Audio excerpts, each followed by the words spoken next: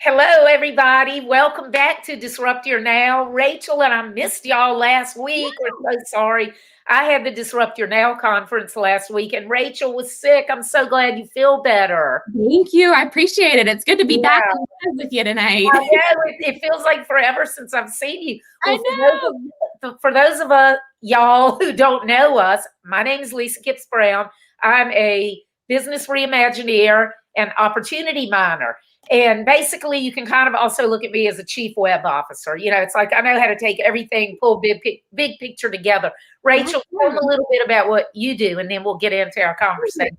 Absolutely. My name obviously is Rachel Garrett Mercer. I own Mercer Editorial Services, and I specialize in copy editing, copywriting, and content strategy, really helping brands and creatives nail what their identity is in their voice, and helping them put that on whatever platform is what they use for their business.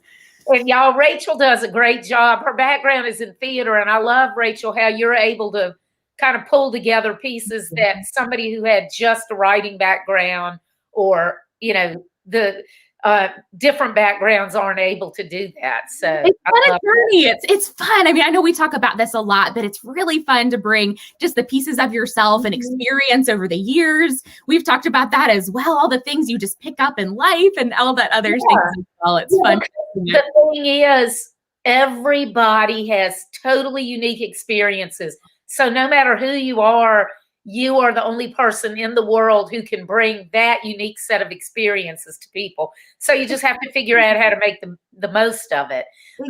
So y'all, the reason we weren't here last week is I did have the Disrupt Your Now conference. It was 3 nights, 2 speakers each night. Well, since Rachel was sick, she was not able to be there. And so I thought we would kind of go over the takeaways from last week. And that way Rachel can find out more about it, and the people that weren't able to make that can also find out more about it. Now, the videos are actually going to be available for people to pay to access. People who bought tickets ahead of time will be able to access them for free, but we also will have them available if somebody missed it, that you can pay and watch on demand. And the proceeds go to our NASCAR team. What we do is we race pro bono. We race to combat veteran suicide, and we promote nonprofits pro bono. And the driver is Rachel's little brother. That's right, Colin Garrett. I shouldn't say little brother because he's tall, but yeah, NASCAR Xfinity Series driver. So it really is for a purpose. So it's something that will help y'all, but it really is for a purpose. So the first night, our 2 guests were Daryl Hatton, who is the founder of Fundrazr, which is a crowdfunding platform, and Kerry Edelstein, who owns a market research firm. And her clients tend to be in the media industry, and they're like Netflix, YouTube, Disney, people like that. So we started out with Daryl, and what he talked about was building a business that means more than money. And I know you and I have talked about that a lot, Rachel. But the thing is, if all you're doing is working and all you care about is making money, not that that's not important, but whenever there's something bigger than that, it makes your work so much more meaningful, and it also makes it harder to get through the tough times, I think. I think so too. And I think that when you're doing something that you love and that has meaning, when you have that meaning behind whatever it is, I think that the money comes. That's something that I know we've talked about, but when you have the purpose or you have whatever you are or whatever it is that's driving you, the money will come. And while it's important to live and be able to sustain yourself, I think that's why so many entrepreneurs are so successful in what they do when they connect what they do with a higher purpose. I think you're absolutely right on that. Yeah. Right. And it doesn't have to be a nonprofit. Like in my case, mine is to help combat veteran suicide.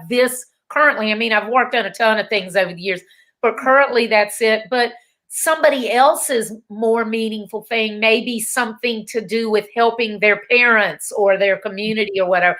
Doesn't have to be a nonprofit, but whenever you can think about more than just plain old money, because if money were the key, you wouldn't have as many wealthy people who are miserable. That's so true. Yes. I think we've all been in those jobs. I think we've all been in those jobs that we think, is going to make us the most money, or it's going to be the thing. And we end up just hating it and like burning ourselves into the ground just because we aren't really feeling fulfilled, but aren't connecting and having that business that really means something to us and for other people. Yeah. One thing that I love about what Daryl has done, his company is called ConnectionPoint, and he has 3 brands within it. One is Fundrazr, which is a regular crowdfunding platform. The other is Sponsifi, where corporations can set up, basically, like, think about it, if you are a big company and your employees want to support some nonprofit, then you can run the whole thing through Sponsifi so that your company is not having to do all the record keeping and do all that. It's actually connected with all of the licensed or whatever nonprofits in the US and Canada. They're all in their database. So basically all they have to do is go in and pick the ones, or they could even let their employees pick it, and then they could set it up to be matching if they want.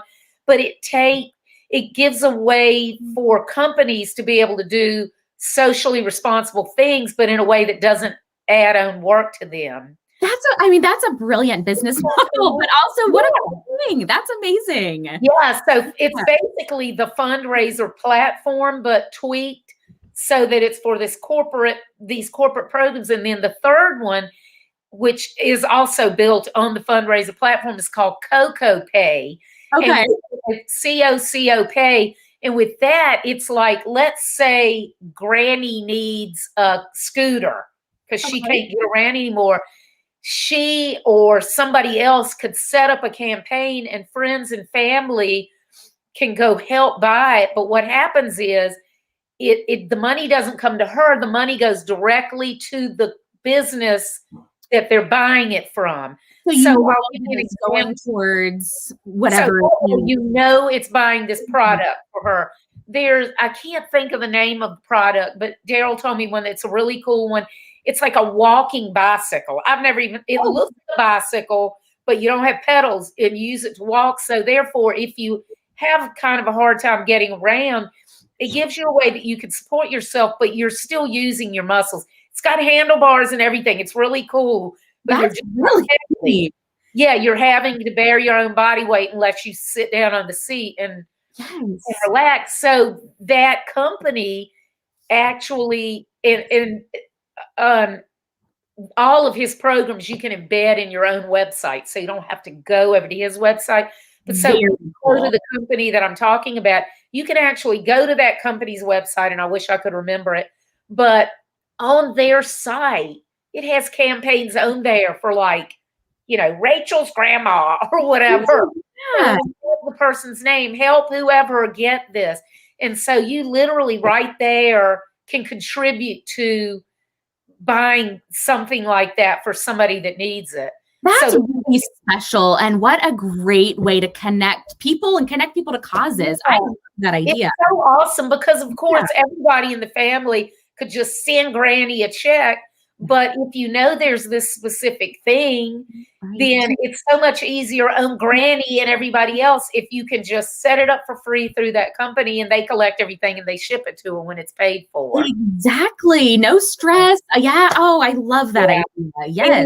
It's really cool. And he was telling me when he started ConnectionPoint, they originally had it only on Facebook. It was this is before Facebook even had their own donation thing.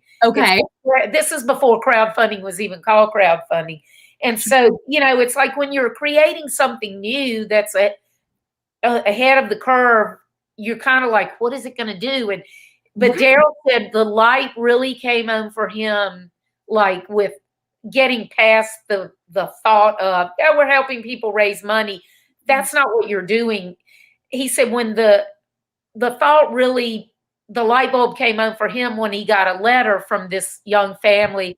Thank you for saving our daughter's life. They lived in Hawaii, and their little girl had just been diagnosed with childhood leukemia. They didn't have the money to pay for treatments, but the guy was a veteran. And so somehow got in touch with the Naval Hospital or whoever in like Coronado, Southern California, San Diego. And they said, if you can get her here in like 2 days, we will treat her. But if you cannot get her here by this date, it was either 2 or 3 days. If you cannot get her here by that time, it's too late. There's nothing we can do because of whatever stage it was at. So they had heard a fundraiser and they set up they didn't have the money to pay for airplane tickets. And so if they could get her to this hospital, if they could afford to get there, the treatment would be free. So they set up a fundraiser and people pitched in and bought their airline tickets and they were able to get her there and get her treatments, and she lived. And he said when he got that letter, he's like, oh my God, this is what we're doing. It's not about the actual money. It's about, and it's not always about saving lives, but just having that acknowledgement that what you're doing is bigger than you. I think that touches my heart, but that's amazing that there's a platform that even thought to do something like that. Know. And his company is a for-profit, and he's like, obviously we have to make money to be able to provide our product. But what they do is they provide the service totally free to whoever's. They don't charge any fees at all to the person. That's a differentiator, I think, that the way they make their money is if I donate to your campaign, I have the option of giving them a tip. So most people probably, if you're kind enough to donate to something, I think most people probably would tip just a little bit. But even if everybody doesn't, that's how they make their money, by the people who are supporting all the fundraising campaigns. They're the ones that give just a little bit extra and enable the platform to keep going. So I think that's really cool. A special model. Yeah. Yeah. And I just love how everything that Daryl does for years now, his whole focus has been on social responsibility and in helping more people. Yeah. You can't go wrong with that. And I think if we all thought about that, if that were, the thing, how can I help more people? My dad said that to me. It was, how do I find that one more person? How do I really, that's been something. I love that you said that, because I feel like that is something that can drive you no matter what you're doing, is who can I help today? What can I do today? Who can I impact? And that's a powerful thing when you think about it every day, even when things aren't going well for you. Yeah. Going if there's something that's bigger than you. And that's why doing the campaign, the veteran suicide campaign through Colin with his driving, it's so great, because Colin is only 20 now. He was 18 when he first started promoting those services. And, he and your dad had that conversation that he wanted his career to be about more than entertainment, and this is your dad saying to him, I want you, when you're older and you're at the end of your career, I want you to be able to look back and realize that you did something that made a difference in people's lives. And I just feel like, the thought that you literally might help save somebody's life that's an overpowering feeling. And it's the stuff that sticks. Like, that's the stuff. I mean, it's the stuff that sticks in my heart for things. And I feel like that's the thing that sticks for other people too. I'm sure there's other people out there that feel the same way. Like, those are the things that make me want to buy from a company, make me want to support something. Like those connection pieces, being in social media and helping people find these stories. I'm constantly looking for those things, but it really is true. When you want to buy something or when you want to support something, you're looking at the story. You're looking at, who is this person? What are they about? What are they doing? And I think that's just kind of the nature of where we are in business nowadays, but just that we really crave it. Even more so now than we used to be, because probably when I was growing up, everything was more about price. But things have evolved, and because of course my parents and the parents of my generation were the Depression kids, and the people whose parents had been in World War II and all that. So they were just really practical. But now that we're going forward, most people they will make a buying decision based on what that company means and what it stands for. And they're willing to pay more to support a company that they feel like supports the things that are important to them. And that's one of the conversations that Daryl and I've had a lot frequently, is that by combining corporate social responsibility by a company doing that and combining social responsibility in some way into their culture, it helps them. It helps them not only help people, but in a selfish way, it also helps them in marketing. Because if you can do good things that help other people, and at the same time you are breeding more loyalty with customers, it's an investment instead of just splashing ads out everywhere. Right. Yeah. People don't, I mean, they'll see it or whatever, but you're right. Oh, yes. Those connective pieces are that's really important in marketing nowadays. Absolutely. Yeah. Yes. So that was the first one, Tuesday. Right.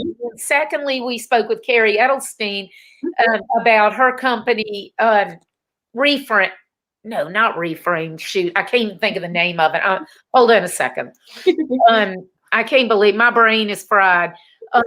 I'm sorry. Right. This is good. This is important. A research narrative. See, I knew it was but I have another friend that owns a company called Reframe. So research narrative, and what they do is they do market research and marketing research for companies to help them, figure, is this even marketable or which thing is better? But the real conversation that she and I had, or that we had, was about how she even did market research when she and her husband had decided to move from LA to the East Coast. That's amazing. Yeah. So she basically, just like she normally would have done for a client, she did for her and her husband. And they sit down and they wrote down, what are we looking for? What are the things we're looking for? What are the priorities? And she did all this research and then put it all together and and narrowed it down to several places, and they went and visited them. And they ended up lady after my own heart. Yeah. I'm like, I love research. I love that idea. They ended up selecting Charlotte. And, some of the reasons were obvious, because she needed to be somewhere that there's an international airport. She wanted to be on the East Coast because her family's in New York. She didn't want to necessarily be where they are, but more easily accessible. Things like that. But also her husband is in the craft brewery business, and there's a lot of craft brewers in that area. And so that was so interesting, though, because we talked about kind of along the same lines of what Daryl and I talked about, but followed it up with building your business in a way that meets your own personal needs. That's a big one. Yes. Yeah, because they were in LA and she'd been there for a long time, but she had never planned to stay. And they finally decided, you know what, it's time for us personally to move.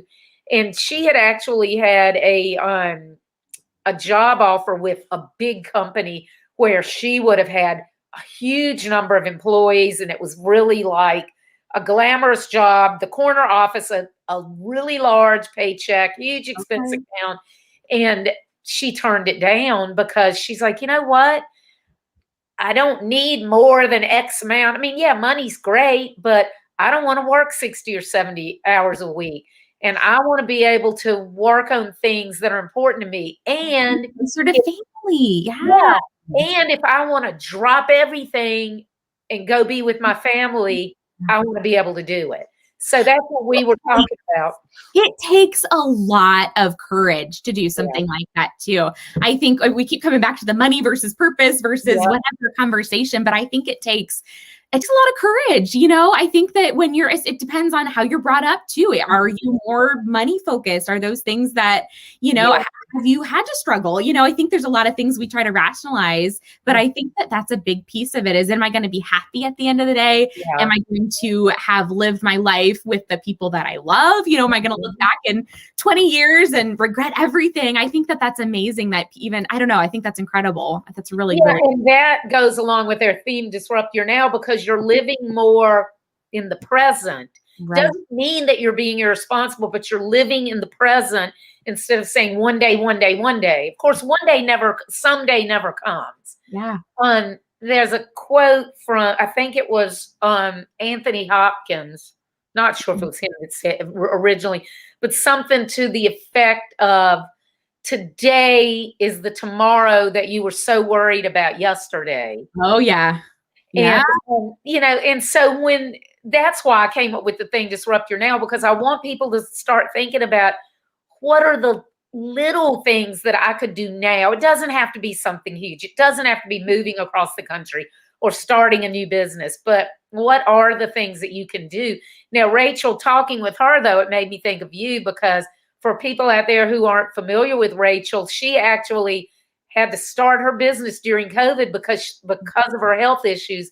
She couldn't go out in public. You want to talk a little about that? And that's scary, but you did it.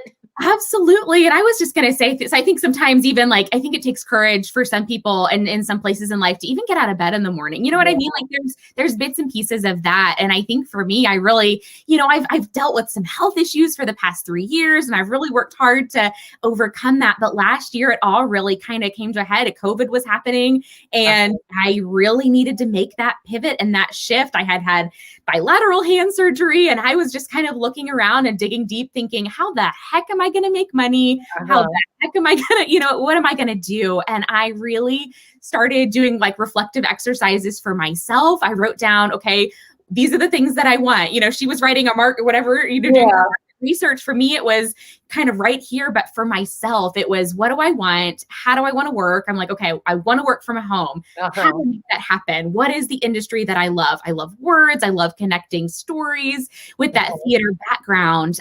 Those are the things that I just started going through in my head. And it was the really big thing for me was just to decide I'm going to do this. It's failure's not an option. I have to do this. And so I kind of kicked myself out of the nest, and I was like, however this happens, I just have to figure it out. And so I just branded my business and decided I'm going to connect with people, make those connections, start writing, start editing. And it was scary. I mean, to start a business when people are losing their jobs, to step away from a job and start something from scratch during all of this crazy stuff happening in the world. It was a lot. It was a lot to start, but being now, however many months I am into this now, I looking back on it, just seeing that growth, because I decided to do that first thing. Of research what I think, you have to take a step at a time, because it's so overwhelming if you think about the big picture.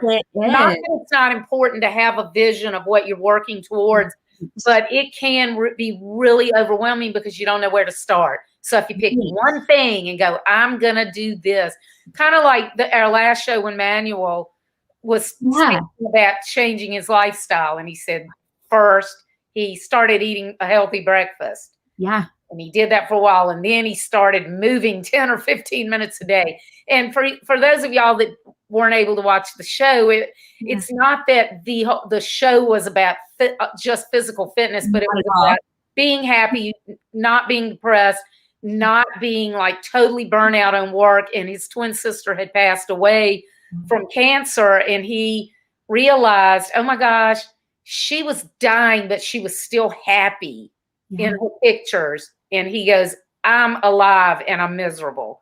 So that's so powerful.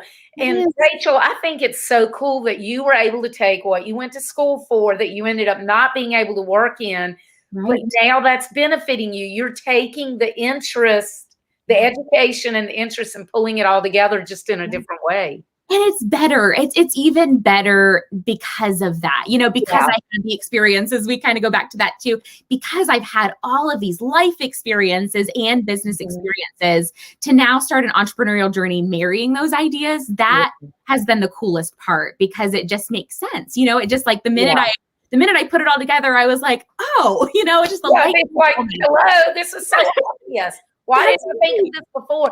And exactly. When we get around to the Thursday night show in a minute, when Stacy Huston was on, the Kevin Bacon's executive director, this is the topic she was talking about. So, okay. So that was Monday. Let me make sure. Okay. I need to make sure I'm not talking 5 hours. So I know, just go. Tuesday night, we had 2 people scheduled. Hoby Wedler, who was born blind, and he's a PhD chemist, and Dave Ferguson was supposed to come on. we had him on this show before talking about, he's a professional musician, y'all, and he had cut off the ends of 3 fingers and he had to reteach himself to play. And so he was supposed to come on and talk about roadblocks, and we had technical difficulties with him, so he wasn't able to appear. So Hoby got 2 hours, and you know Hoby, Rachel. I love Hoby. Yes, awesome. So, but for those of y'all who don't know Hoby, first of all, you should go back to our previous episode when he's on it, because he's just a really fascinating guy. But he was born blind. My father was blind, not born blind, but was blind, and so Hoby was talking about not accepting the labels that are put on you and not accepting the limitation or perceived limitations. I love the idea of not accepting labels put on you. That is really interesting. Yeah. The thing is, everybody, you have to, in some way, you have to label everything and everybody because you have to put it in context. Sure. And so you're not necessarily labeling somebody to be mean, but okay, I'm going to give you an example. Yeah. I'm the only person in my family that had red hair and freckles growing up. It doesn't look red anymore. It's just auburn. And what's funny now is people are like, you're not redheaded. And of course, when I was a kid and didn't want it, you know. That's so interesting. Yeah. I was the only one. So I already, you know, everybody else had this beautiful golden skin and, you know, blue eyes and green eyes. Now I like my brown eyes, but still I looked different from everybody else. It's just because I have more genes from my dad's side of the family, which is funny because he didn't look like me either. But I mean, looking at me now, I can tell. Yeah. So, but I remember, I don't even know if you've ever heard this saying, but when somebody's like being mistreated or like they're whining or whatever, there was this saying that adults used to say, and my mother would say it, and my mother was the sweetest person in the world. She would have never wanted to hurt my feelings or anybody else's, but she'd go, oh, they treat her like a redheaded stepchild. Oh, yeah, I've heard that a time or two. Yeah. And I'm like, okay, okay, I knew it wasn't a stepchild, although there was the joke of, well, she must have been the milkman's. Of course. So it's like, it's funny. Nobody ever meant it to be cruel, but I already was self-conscious because red hair and freckles. And, you know, and then you hear that enough, you're you gonna start going, well, okay, well, I know my mother would never mean that to be mean, but even the fact that that's even a saying, it had to have come from somewhere, you know. So that's an example of where somebody really is not meaning at all to hurt your feelings. But I'll give you another example. I grew up poverty level, but I didn't realize it. I mean, I knew that we didn't have very much money, but my parents were frugal. So we had ponies and we had a bunch of pets and, you know, we always had food on the table, but we didn't eat out. And mama got like, you know, and I'm not putting this down at all. She was just very frugal, but we always went to the day old bread store and she would buy a bunch of loaves of bread and put it in the freezer. Hey, we were lucky enough to have a freezer, but put in the freezer. And Rachel, I didn't even know till I was like in the 5th grade that you could buy bread from the grocery store and that it was so soft and fluffy. But anyway, so I knew that, you know, I had friends whose parents are doctors and lawyers and all that. And so I knew that we didn't have nearly as much as them, but I didn't think of us as being poverty, or as a kid, you would just think poor. It's how you're living. It's how you're brought up. Yeah. And when I went to college and I was in sociology class and they start talking about income levels. Wow. And poverty. And I was like, I realized right there in black and white that we were definitely poverty level. There were 5 people in my household and my dad brought home $120 a week. And he owned his own business, but you know, he was lucky to be bringing home that really. And so that I can't even begin to communicate what effect that had on me. Absolutely. You know, being at college, we're the first generation of our family at college, and then all of a sudden I'm like, but I'm poverty level. Anyway, that's when I really understood the danger of labels. Yes. Important that we understand who we are, where we came from, and all that. But it's important that we don't let ourselves become the labels, or the labels become ourselves. Right. Well, you're you. And I think that that's important too. It's, everybody's made up of all these unique experiences. We're all made up of all these things, whether you are impoverished or whether you're born into the richest family in the world. It's all just dependent on the mentality. I think that too. It's how are you grateful? Are you spoiled? Those things too. I think that's important. And you're right. When you label something too, you kind of put it in this confined spot. And when you put that over time, you're just going to feel like you're boxed in. You're going to feel like you're, limited. And we're just and that you don't belong. You maybe don't belong in other places or other situations. I will say that the one thing that really kind of offset that, though, was the fact that Daddy was blind, and he didn't let it stop him from doing things. He rode horses, he shot guns, he played basketball with us. He had a lathe and a total full wood shop in our basement. So that offset it a bit. But so for me to imagine somebody who didn't even have a role model that totally not only shed labels, but actively was like, no, so to think if I hadn't had that role model. Did you think about it like that? Like when so you're in that class in college and you're reading these things in black and white. When did it really click with you that you were labeling, or how did it evolve for you? I remember how I felt when I read it, and I felt like ashamed and I felt unworthy, and it really bothered me. And I'm not going to say I thought about it all the time, but it was kind of like, it's like this unspoken thought in your head that you're not good enough. And it didn't take me too long, though, to realize, you know what? I mean, not that I always thought I was all that, because everybody has their own self-doubts and stuff. Of course. But it didn't take me too long to realize, you didn't feel like this until you read that thing in a book, and you don't have to let that define you, And so, but it is, like I said, you have to label things, because that's the way that we compartmentalize and we know how things fit together. But we also have to be very careful that we don't label other people in a negative way or limiting way, and that any way that we're labeled, we try really hard to not let ourselves be the label or be defined by the label. That's really powerful. Absolutely. Yes. One of the people on it was Daryl, the Fundrazr founder. He said, I can't remember exactly at what point, but like early on in his career, before this company, he had started another company. And I remember he said something that when things weren't going great, he had to basically tell himself, I'm not my business. If the business is not going well, okay, fine. I need to work on it and I need to make things better. But if the business isn't going well, that doesn't mean that there's something wrong with me. No, I'm sorry. It wasn't Daryl. It was Tad Pierce. He was on I believe he's on the Thursday night show the other week, and then his wife was on the next week, and he owned a cybersecurity company that was failing. He managed to turn it around, but long story, but that he would come home every evening and sit in his chair and just feel like such a loser. And finally one day he was like, you know what? That's the business. It isn't me. And it's a hard separation, especially for entrepreneurs. Like that's a really hard thing.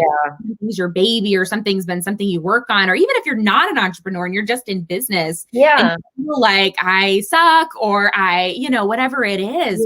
Because we all define ourselves. Most of us define ourselves by what we do. Yes. Like, I used to be an accountant, and I didn't like it, but I took pride in that title, although I gladly dumped it once I discovered web design in 95. I was like, okay, I'm done with accounting. But there are good things about labels and bad things about labels. But yeah, it was Tad that said that. But yeah, so Hoby talked about how when he was in school, he loved chemistry, and he decided that he wanted to become a PhD chemist. And his teacher was like, Hoby, you're not going to be able to do that, because I'm surprised she said this, but I never took chemistry. But she's like, chemistry is a very visual science. I'm like, what? Well, I don't know. I wouldn't think of it that way. But she said it's very visual science. You're not going to be able to do it. And it really irritated him. And he left, and he thought, and then he came back in a few days. He's like, yeah, you told me it's a very visual science. She's like, yeah. And he goes, well, you can't see an atom. You've never seen an atom. And she's like, oh my God. And it's like the light came, and then she became one of his biggest, she loved him anyway, but she became one of his biggest supporters in his career, and really realizing that he could do that. Sometimes it just takes that thing. It takes that one nugget of something. You just got to tell somebody, Yeah. If they don't get it, sometimes you just have to say it to them and say it for them. Yeah. The other thing with Hoby, another way that labels came in when he was born, and he was born blind. One of his eyes was very, very small, and the other one, I don't know if it wasn't there at all or what, but he was born totally blind, and his parents were devastated. They had no way to know. It was a very rare condition. And his mom called her college roommate to tell her. Well, the college roommate's husband answered. She starts telling him, and all the college roommate can hear is her husband going, oh my gosh, I'm so sorry. What are you going to do? And she's like, what? And she finally yanked the phone away from him and was like, what is going on? And Hoby's mom said, our baby was born blind. She's like, oh my God, I'm so relieved. I thought you were going to tell me he's dead. And that's when his parents were like, oh yeah, he is alive. We have a baby. That's right. See, he's not dead. And that was when, but see, her college roommate knew somebody who was blind, and it spent a lot of time around somebody who was blind. And she knew, like I knew how my father was, that you can still live a full life. And so that was what enabled his parents to shed that label that they had on him.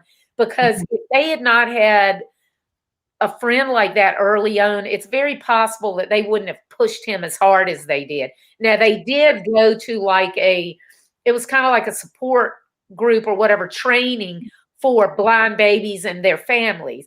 I mean, when Hoby was little, like a few months old, but it helped them teach him, but it mostly taught them and how to not baby him and how to hold him up to the same standards. So he had a brother, and they raised both of them. If you have success, it's your success. But if you fail, it's your failure. It's not because you're blind. You own it, whether it's success or not. And always made both of them do the same things, the cooking and the cleaning and the grocery shopping. My gosh. Yeah. That's and so the natural thing, if you're a parent with a baby that already they're so little, but then it's like kind of the natural reaction is to hover over them and want to protect them. But even with my dad, when he started going blind when he was 8, and there was a school for the deaf and blind. It was a few hours away from them. They lived in the mountains, dire poverty. So when I said we were below the poverty level, we were rich compared to them, because they had 11 kids and they lived in a shotgun shack. Room and another room and a kitchen. Anyway, his mother wanted him to go to the school for deaf and blind because she knew that was the only way he would be able to not live a life of misery. And his father did not want him to go. My assumption is that his father, usually I would think it would be flip-flopped. My assumption is that his father was like being really protective or whatever. So his mother waited until his father went to work. And I think he was working out of town.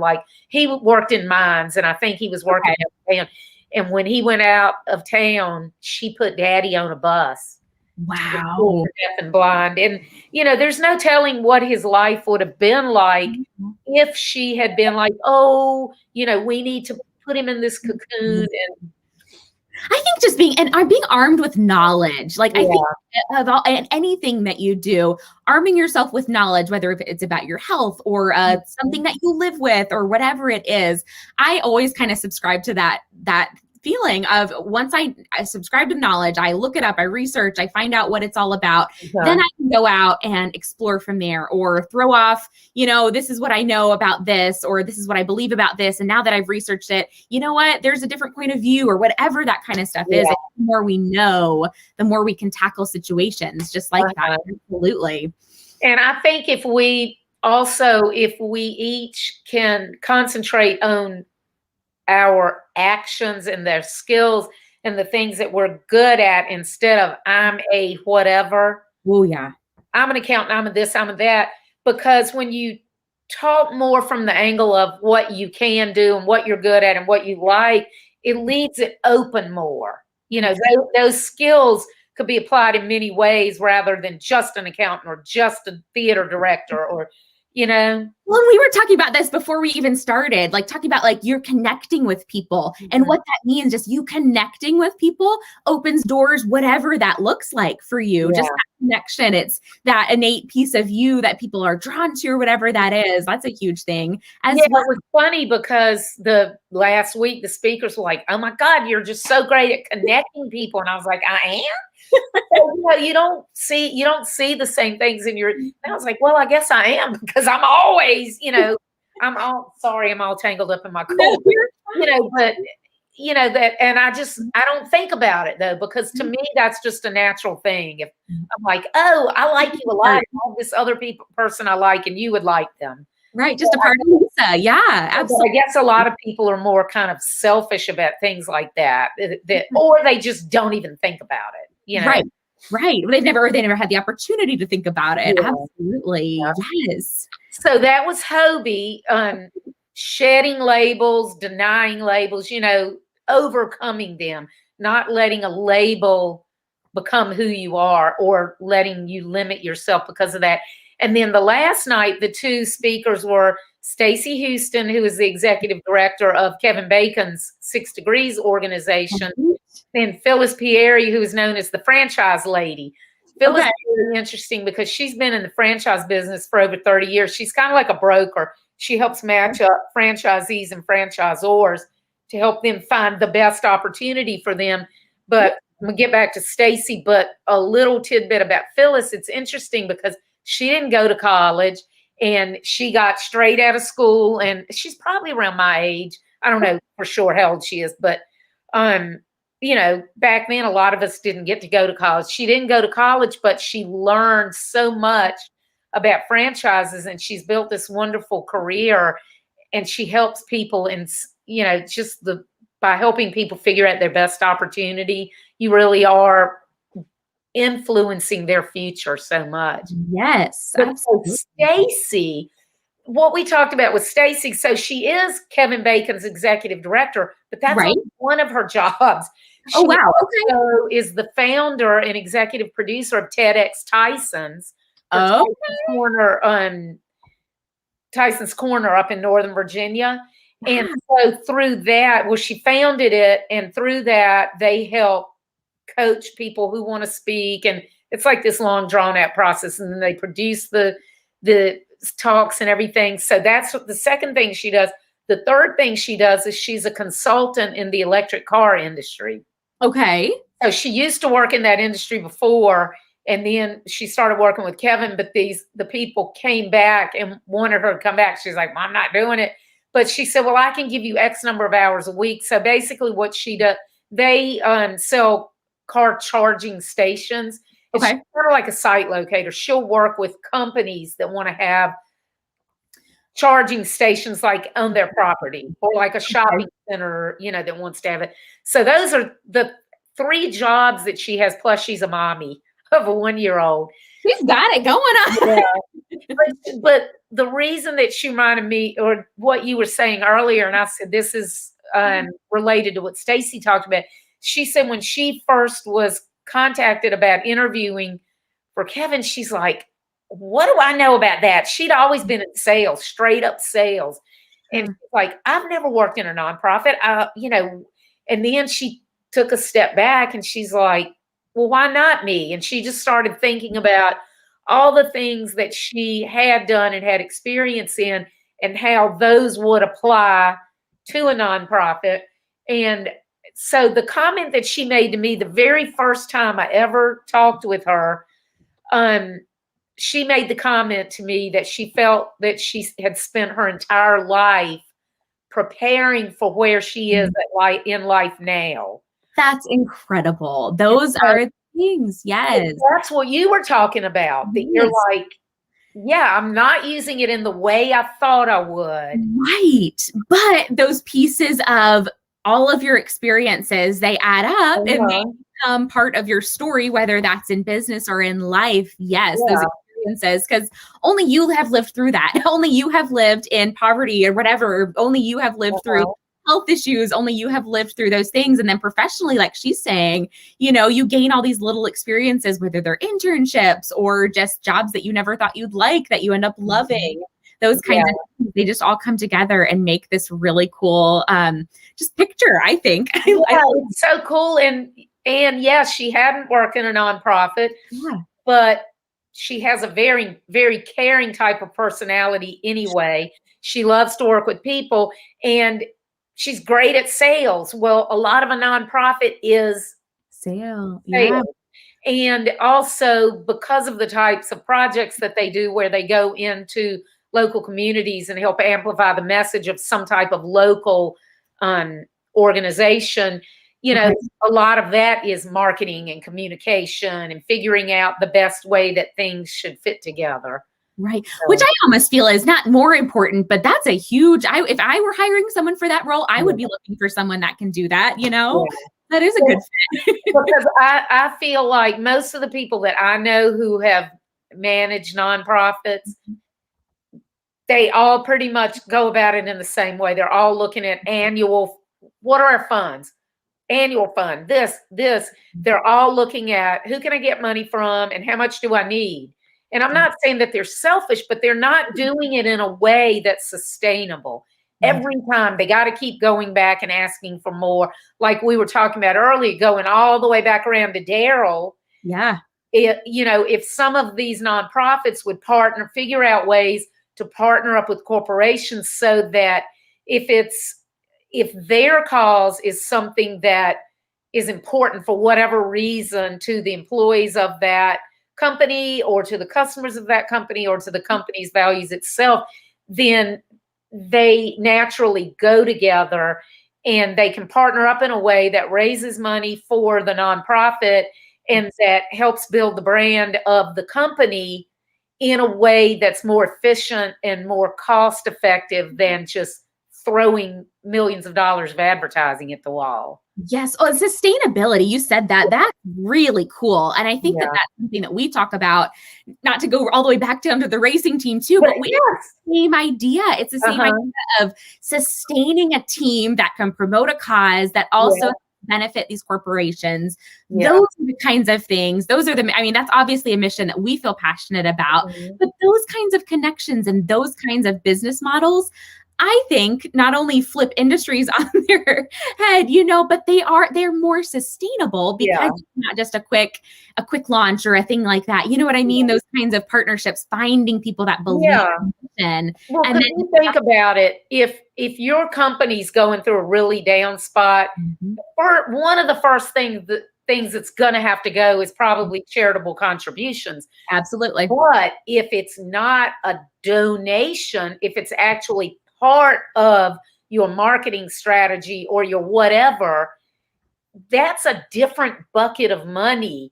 And that's not just a purely discretionary thing that's like, oh, well, we can't do that anymore. Because if it's pulling from that bucket, well, if you quit doing it, okay, well, you got to have something to replace it with. Oh, that's really important. That's a great point. That's really important. So it's like you become irreplaceable to them or harder to replace because you've become, and that doesn't mean that they're only doing it selfishly, but if you can help them help you, then you're making yourself much more needed by them. And you're making it easier for them to help you. I think I just said that. Well, I got I'm talking in circles. That was really interesting because, you know, and this is the other thing about Stacy. I tell people who don't own their own business, even if they're an employee, your career is your business. Yeah. You are still an entrepreneur, but I call it an intrapreneur. Yes. If you're working inside companies, but you still have to position yourself in a way that you're getting the experience that you want, that will help you get to where you want to be, whether it's the work you enjoy doing, the money you want to make, or whatever. And that's the same thing with a business. We have to brand ourselves, position ourselves. We have to pick strategically what we're going to do. So I told Stacy, I said, I think it's so cool that, I mean, she's like 20 some years younger than me. Obviously had never had that conversation with her, but this thought that I've been like mulling over for 10 or 15 years and telling high school kids and, you know, advising them on, it's like she just naturally figured it out. You know, not that I'm so great, but I just think it's so cool because most people who are employees they just think they're like, okay, I got to get a job. Just got to get a job. Yes. And I love how she thinks entrepreneurially, and her career is diversified. Yes. She doesn't have all her eggs in one basket. If she were to lose one of her jobs, she's still got, now she's not paid to do the TEDx thing, but it's still a job. It takes a lot of time. But say no. Do it, you know. And that's more of like a thing anyway nowadays too, is just having a diverse bucket of income, you know, just in case something does happen. It's really a big thing nowadays is to position yourself well for no matter what comes. You've got something else to kind of plug in there. I think that's important too. Yeah. Another good lesson from her is the electric car charging company she works for.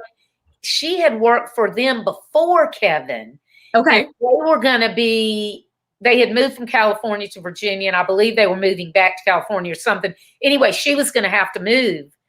Okay. And she's like, I don't really want to move again. And she had just met her now husband. They were dating.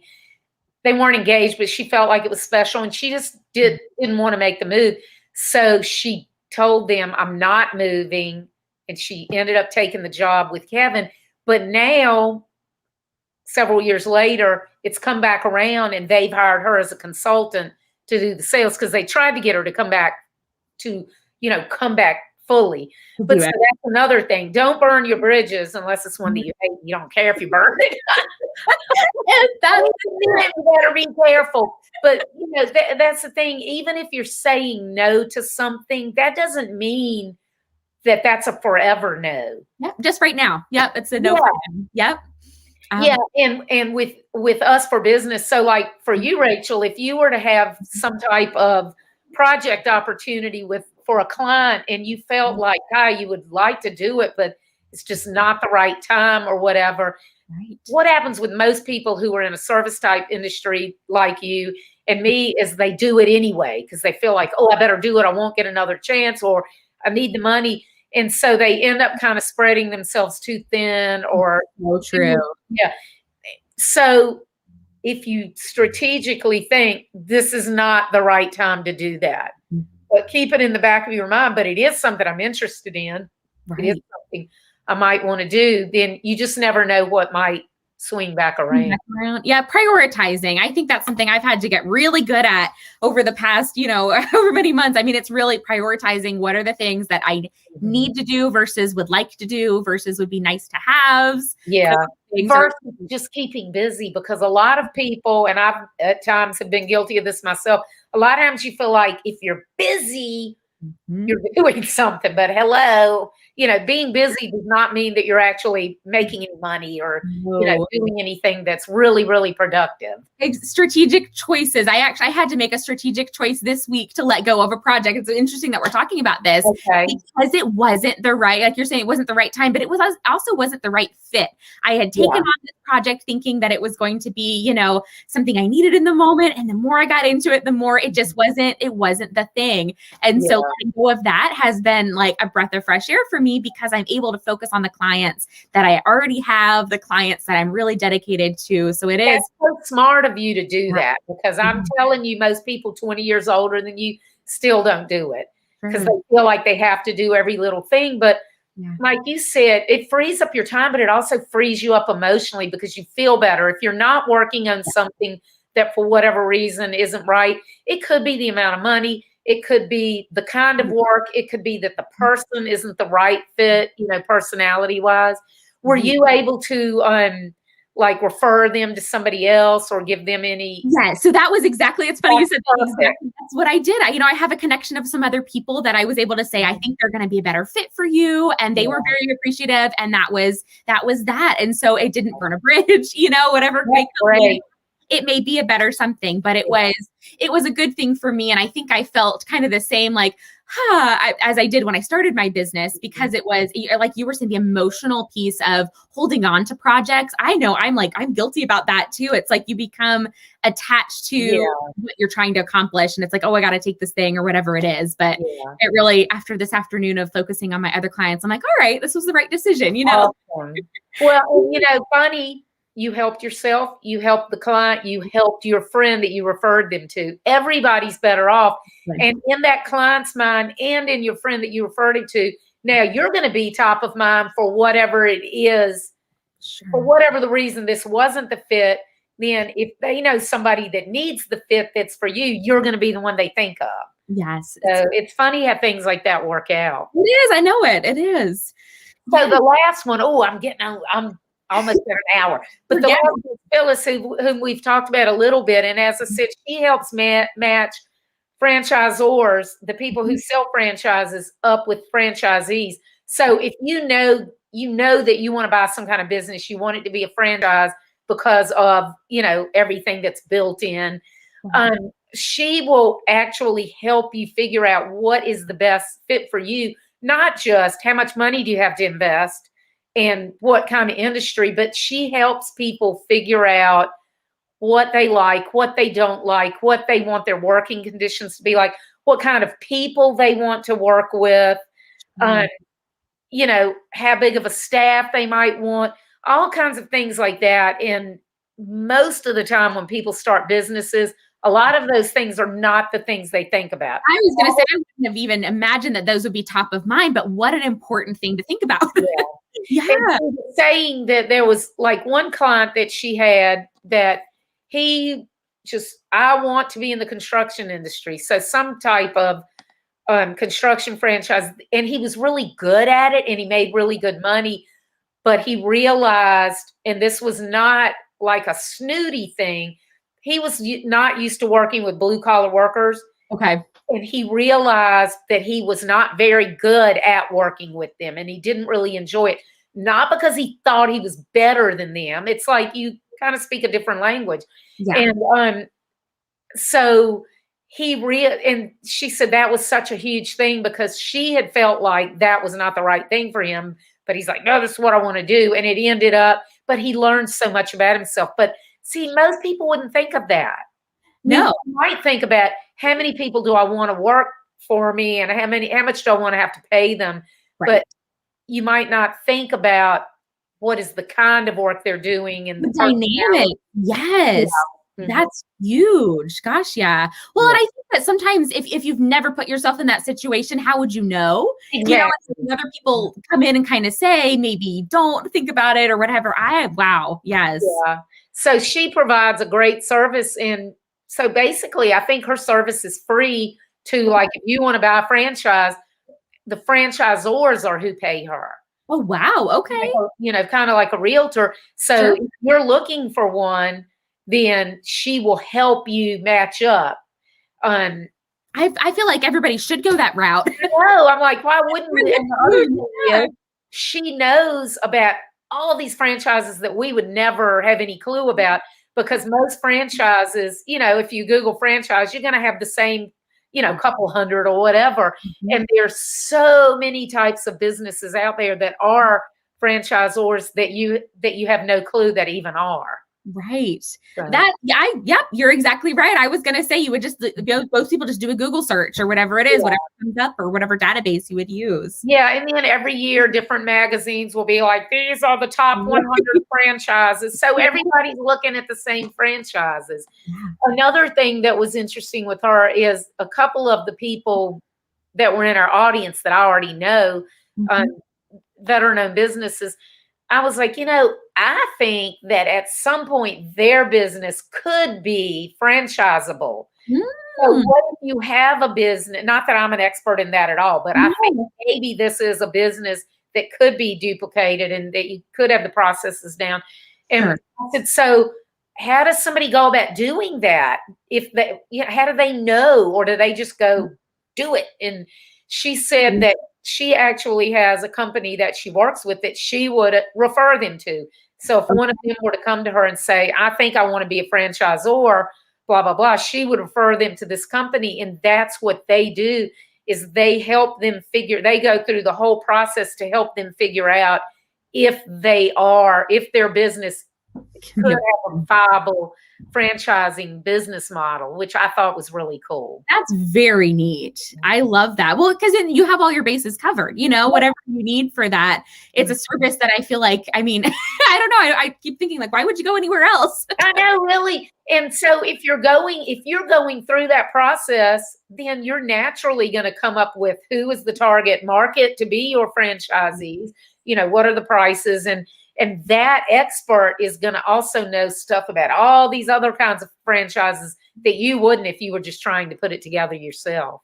Well, and you know what, Lisa, I was thinking about this right as you said that too, is I feel like more or less businesses would fail because people would be more connected to what they're doing and really know that that's exactly what they should be doing in this market or whatever that is. That would be a really interesting statistic. I wonder if there is one out there. I'm sure they've got it. You're so right. And it's like, I don't think you have to pay Phyllis. And I'm sure those companies, I assume those companies have to pay that company that does the consulting. But oh my gosh, it's got to be way cheaper than taking the plunge and screwing it up, Absolutely, yes. Yeah.